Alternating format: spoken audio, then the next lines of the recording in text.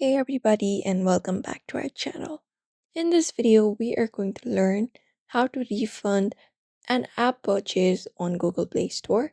So if you're also looking out how to request a refund, in today's video, we are going to guide you through the process. So let's get started. So for that, what we need to do is open up a browser instead, tap on Chrome and open up your browser. You can access any of the browser available. And from there, you can go to the option for play.google.com. So type in play.google.com and hit enter. And once you hit enter, this page opens up right here with your Google. So what you need to do is look out for your profile picture in the top right corner and tap on it. And from here, look out for the option of payments and subscriptions and open it up. Once you open up payments and subscriptions, you can look out for the option for budget and order history. So swipe right and look out for budget and order history and tap on it. And once you tap on it, here you can look out for your order history.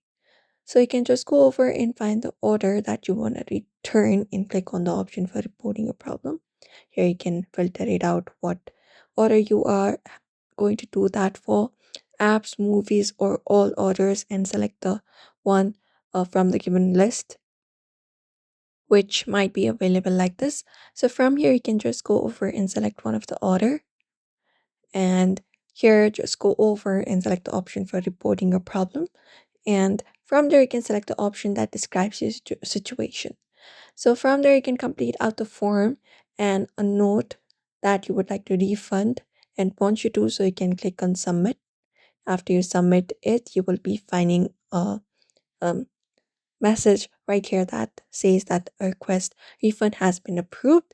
And once it is approved by Google Play, and you will be getting a message or email itself, you can view it up, and that is how you get a refund app purchase on Google Play Store easily.